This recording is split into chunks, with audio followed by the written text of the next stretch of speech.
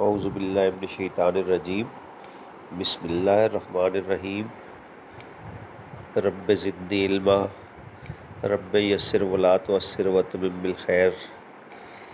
ये वीडियो मैं 9th class के स्टूडेंट्स के लिए बना रहा हूँ। आज मैंने MCQs कराए थे। हो सकता है ज़ूम मीटिंग की क्वालिटी की वजह से किसी बच्चे को कोई चीज़ ना समझ आई हो या कोई क्वेश्चन हो, तो इनको हम दोबारा से सॉल्व कर लेते हैं ताकि आपके लिए इजी हो जाए। नंबर 1 MCQ था कि Newton first law of motion is valid only in the absence of. एक ऑप्शन थी फोर्स, नंबर 2 थी नेट फोर्स, नंबर 3 थी फ्रिक्शन और नंबर 4 थी मोमेंटम। ठीक है, अब हम देखते हैं जो Newton first law of motion की तरफ चलते हैं। आप इसकी हाईलाइटेड डेफिनेशन देखें। It was a body continues its state of rest or of uniform motion in a state line provided no net force acts on it. तो इसका मतलब क्या हुआ कि अगर कोई नेट फोर्स एक्ट नहीं कर रही होती, उस सूरत में हमारा फर्स्ट लॉ ऑफ मोशन जो है वो वैलिड है। तो इसका राइट आंसर क्या हुआ? इसका राइट आंसर है नेट फोर्स। क्लियर होगी बात। नंबर 2 है inertia depends on force, net force, mass या वेलोसिटी। तो इनर्शिया जो है वो डिपेंड करता है मैस पे। इसका प्रूफ क्या है? इसका प्रूफ ये है कि जो हैवी चीज़ है उसको मूव करना मुश्किल होता है या मूविंग चीज़ है उसको रोकना मुश्किल होता है। तो इनर्शिया क्या चीज़ है? Inertia actually property of a body है। ये देखें, आप इसकी डेफिनेशन पे जाएं तो inertia of a body its property due to which it resist any change in its state of rest और मोशन। और इससे ऊपर की हाईलाइटेड लाइन देखें क्या कह रहा है कि inertia of the body is related with its mass. ठीक है, तो greater is the mass of the body, greater is its inertia. तो गोया नंबर 2 का आंसर क्या हुआ? मैस। अच्छा जी, अब boy jumps out of a moving bus, there is a danger for him to fall towards the moving bus, away from the moving bus, in the direction of motion, opposite to the direction of motion. तो हमारा तजर्बा ये, for example हम car में travel कर रहे हैं तो हमारी भी मोशन की डायरेक्शन वही होती है जो कार की होती है। इसलिए अगर कोई वो लड़का जंप आउट करता है गाड़ी से तो वो कहाँ जाएगा? In the direction of motion. उसकी भी सिम क्या होगी? In the direction of motion. अच्छा जी, a string is stretched by 2 equal and opposite forces 10 newton each. The tension in the string is 0, 5 newton, 10 newton और 20 न्यूटन।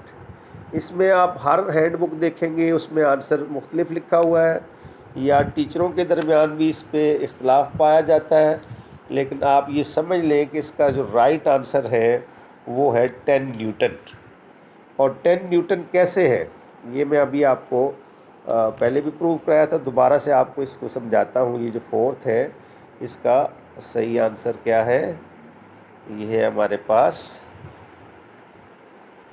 जो है वो 4th वन का 10 न्यूटन। ये देखें सही आंसर 10 न्यूटन। अब ये कैसे है 1 मिनट में ये समझ लीजिए। फॉर एग्ज़ाम्पल आपने एक केस पढ़ा था टेंशन इन द स्ट्रिंग का। ठीक है, ये हमारे पास एक स्ट्रिंग है, इसके साथ फॉर एग्ज़ाम्पल हमने 10 न्यूटन का वेट लटकाया हुआ, सस्पेंड किया हुआ वेट जो है वो 10 न्यूटन। अब वेट जो है हमारा डाउनवर्ड एक्ट करता है। अब ये वेट का डाउनवर्ड एक्ट करना एक्शन है और इस स्ट्रिंग में as a reaction tension generate हो जाती है। और वो टेंशन कितनी होगी? आपने न्यूटन थर्ड लॉ में पढ़ा है, to every action there is always an equal and opposite reaction. तो टेंशन अपोजिट डायरेक्शन में होगी लेकिन उतनी ही होगी जितना वेट, डाउनवर्ड वेट है तो टेंशन इन द स्ट्रिंग जो है वो 10 न्यूटन अपवर्ड होगी।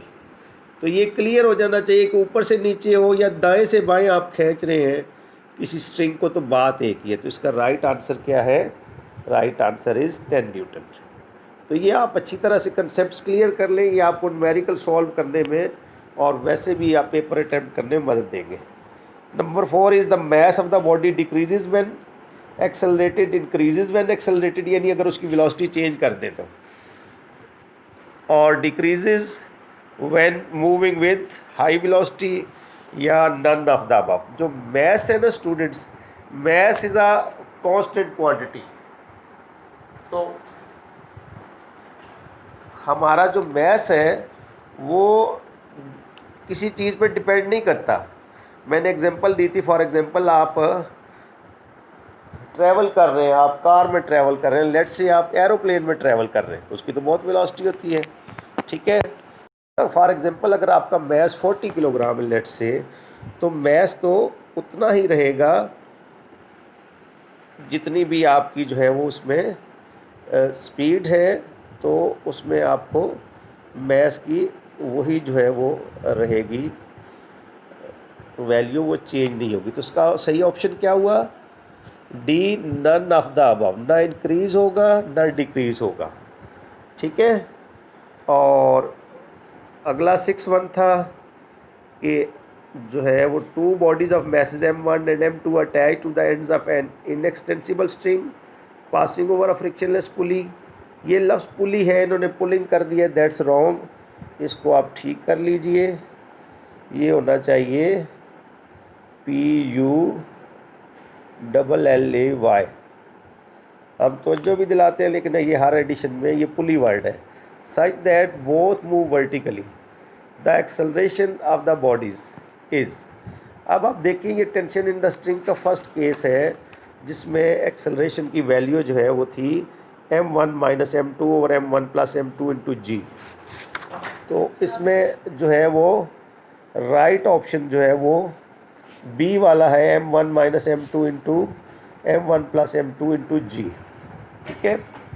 और इसके बाद जो हमारे पास 7 MCQ है वो है which of the following is the unit of momentum. तो यूनिट ऑफ मोमेंटम दिया गया option newton meter, kilogram meter per second square, newton second या न्यूटन पर सेकंड। अब इसको थोड़ा सा आप देख लें, बजाय डायरेक्ट आंसर लगाने के। मोमेंटम हमारे पास होता है, इसका फार्मूला होता है M × V, ठीक है। तो यूनिट ऑफ मोमेंटम क्या हो जाएगा? मैस का जो यूनिट है वो किलोग्राम है, वेलोसिटी का यूनिट मीटर पर सेकंड है, तो गोया मोमेंटम का यूनिट हमारे पास आ गया किलोग्राम मीटर पर सेकंड, ठीक है। अच्छा, अगर आप इसी को मल्टीप्लाई कर दें, सेकंड ओवर सेकंड से मल्टीप्लाई और डिवाइड कर दें इक्वेशन पे, कोई फ़र्क नहीं पड़ता। अब ये जो S-1 है और ये S वाला नीचे वाला, ये ऊपर आके S-2 हो जाएगा, kilogram meter per second square हो जाएगा, इनटू सेकंड रह जाएगा। अच्छा, अब यहाँ पे आप देखें, आपने फोर्स का पढ़ा था F = m में, और फोर्स का यूनिट आपने पढ़ा था न्यूटन, और न्यूटन कैसे निकला था? मैस का यूनिट किलोग्राम और जो है एक्सेलरेशन का मीटर पर सेकंड स्क्वायर, यानी 1 न्यूटन होता है 1 kilogram meter per second square के। इसका मतलब क्या हुआ? ये जो kilogram meter per second square है ये 1 न्यूटन के इक्वल आ जाएगा, सेकंड की जगह हम सेकंड लगा देंगे, तो इसका राइट आंसर आ जाएगा हमारे पास किलोग्राम मीटर पर सेकंड या न्यूटन सेकंड। ये बेटा दोनों यूनिट्स दुरुस्त हैं, किलोग्राम मीटर पर सेकंड या किलो न्यूटन सेकंड। तो यहाँ हमारे पास पर सेकंड स्क्वायर की ऑप्शन दी गई है या न्यूटन सेकंड की, तो इसमें से राइट वन सी वाला है, ठीक है। और अब आ जाए 8th की तरफ। 8th है when a horse pools a cart the action is on the cart, earth, horse, earth and cart. इसमें भी हैंड बुक्स में डिफरेंट लिखा हुआ है, लेकिन हमने इस पर भी रिसर्च की, आप माहिरीन से बात की, उसको डिस्कस किया, तो इसका राइट आंसर है अर्थ, बी वाला ऑप्शन। कैसे? उसकी दलील क्या है, उसकी लॉजिक क्या है कि जैसे हम चलते हैं तो सबसे पहले हमारा जो पाँव है वो ज़मीन पे जो है वो एक्शन करते हैं, फोर्स लगाते हैं, और ज़मीन एज ए रिएक्शन हमें आगे की तरफ धकेलती है, तो इसका आंसर राइट अर्थ है, ठीक है जी। इसके बाद है हमारे पास, इसी तरह जब घोड़ा भी खींचेगा कार्ट को, छकड़े को, तो क्या होगा? घोड़े के पाँव से अर्थ पे पहला एक्शन होगा, ठीक है। अच्छा जी, which of the following material lowers the friction between pushed when pushed between the metal plates. Water, fine marble powder, air या ऑयल। तो लुब्रिकेशन के लिए याद कर रखें, हमेशा हम ऑयल का यूज़ करते हैं जो है वो, या ग्रीस करते हैं। तो ये आपके सारे जो है MCQs हमने सॉल्व कर दिए दोबारा से आपको समझा के। तो आप ये मेरे चैनल को भी सब्सक्राइब कर लीजिएगा, और यहाँ पे वीडियोज़ आपको मिलती रहेंगी, जो चीज़ें हैं आपको अच्छी तरह से समझ आ जाएंगी। तो राजा इमदाद के नाम से है, वहाँ पे अब्दुर्रहमान की तस्वीर दी गई है, और ये मैं वीडियोज़ आपके लिए अपलोड करता रहूँगा। आपके लिए बहुत फ़ायदेमंद होगा, इसको आप देख सकते हैं जब चाहें। गॉड ब्लेस यू, अल्लाह आपको कामयाबियाँ दे, इस वबा से हम सबको महफूज रखे। अल्लाहुम्मा सल्ली अला मुहम्मद व अला आलि Muhammad. Thank you very much. Allah हाफ़िज़।